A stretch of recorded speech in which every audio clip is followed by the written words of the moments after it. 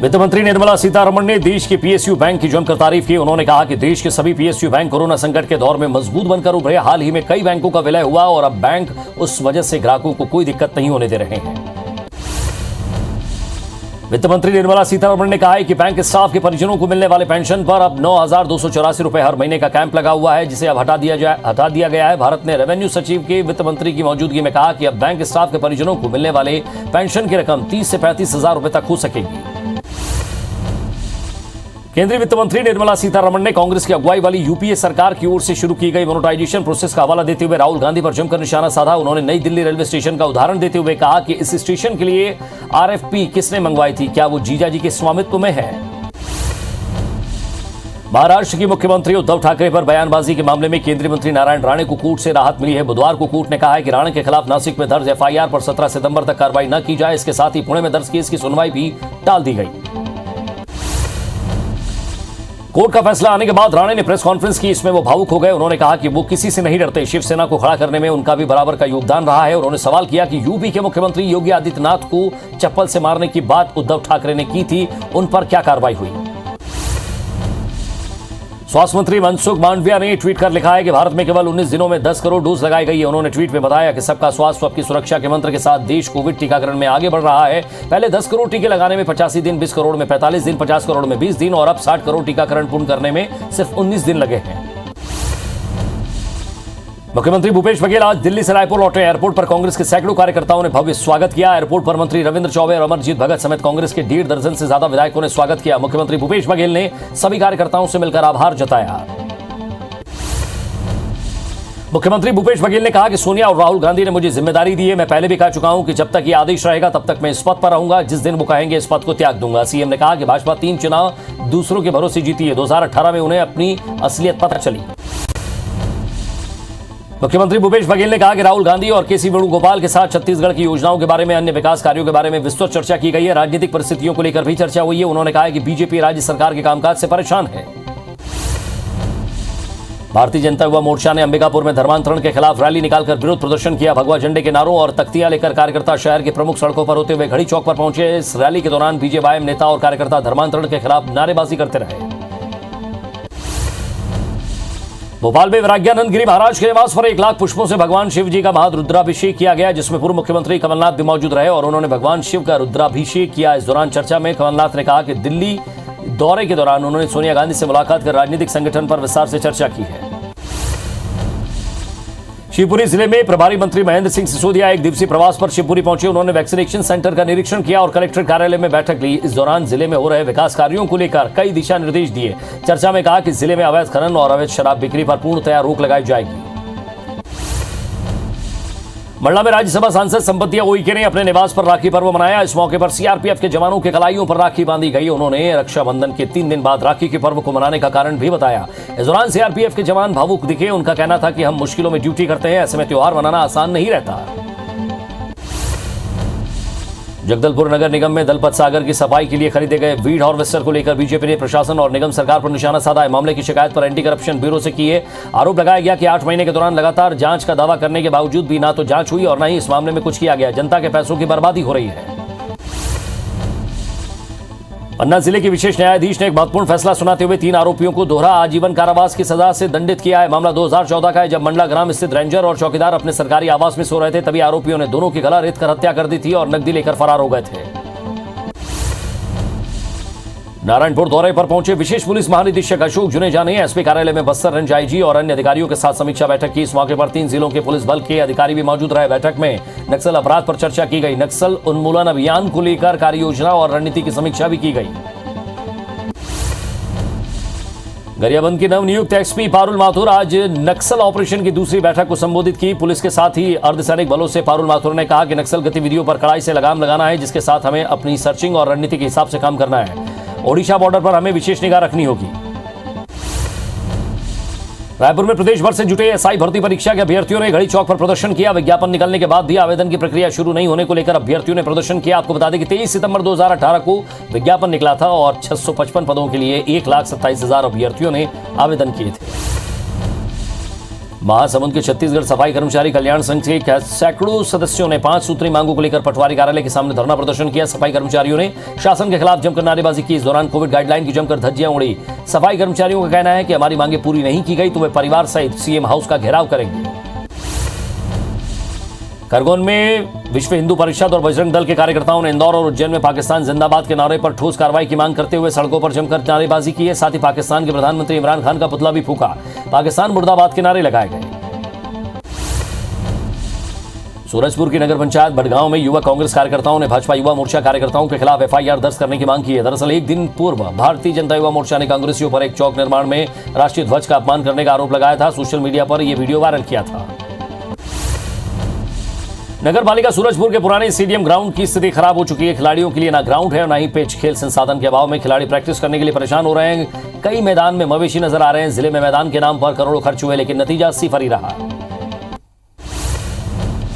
सागर के कैंट थाना क्षेत्र में कोलुआ अमरसा गांव में गड्ढेनुमा खंती में डूबने से 2 बच्चों की मौत हो गई। हादसे के बाद पुलिस की टीम गांव पहुंची। एक दिन में 2 घरों के चिराग बुझ जाने से क्षेत्र में मातम छा गया। खोदे गए गड्ढों में बारिश का पानी जमा होने से गांव के लोग इस पानी का इस्तेमाल नहाने के रूप में कर रहे थे।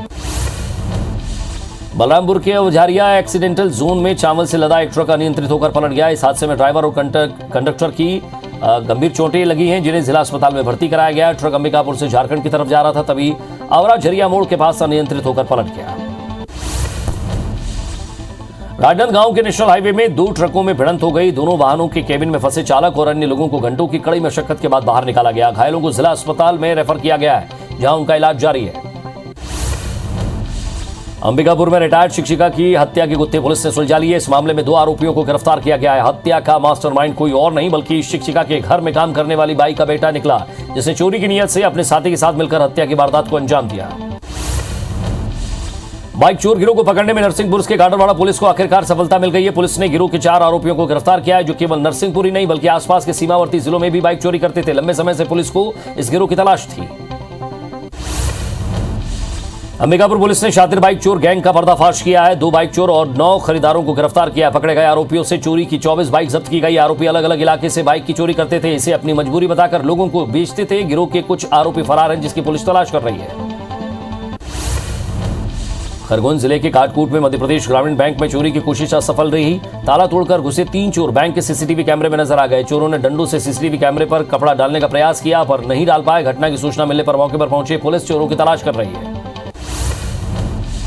सतना रेलवे स्टेशन में एक महिला यात्री का पर्स लेकर भाग रहे चोरों की लोगों ने जमकर धुनाई कर दी। हालांकि इस घटना की शिकायत थाने में नहीं की गई। महिला यात्री को उसका पर्स मिलते ही वो अपने सफर पर चली गई और लोगों ने भी चोर को हिदायत देकर छोड़ दिया। विदिशा के लटेरी के मोरवास थाना अंतर्गत एक आदिवासी युवती से गैंगरेप का मामला सामने आया है, जिसमें पुलिस ने 2 लोगों के खिलाफ केस दर्ज किया है। पुलिस ने इनमें से एक को आरोपी बनाया। परिजनों के मुताबिक लड़की रात में शौच करने गई थी, तभी 3 लोगों ने उसके साथ गैंगरेप किया। जांजगीर चांपा की शिवरी नारायण पुलिस ने नाबालिग लड़की से दुष्कर्म करने वाले आरोपी को गिरफ्तार किया। साथ ही सहयोग करने वाले आरोपी के मामा को भी गिरफ्तार किया। 18 अगस्त को थाने में रिपोर्ट दर्ज कराई गई थी। नाबालिग लड़की को अज्ञात व्यक्ति बहला फुसलाकर भगा ले गया था। इंदौर के लसूड़िया इलाके में छात्रा के साथ गैंगरेप किया गया। उसके साथी छात्रों ने ही नशीला पदार्थ खिलाकर गैंगरेप किया। इस मामले में पुलिस ने छात्रा की महिला मित्र सहित 3 छात्रों को आरोपी बनाया। घटना के बाद सभी फरार हैं। एक निजी कॉलेज की प्रथम वर्ष की छात्रा अपनी सहेली की 3 अन्य छात्रा के साथ मांडव घूमने गई थी।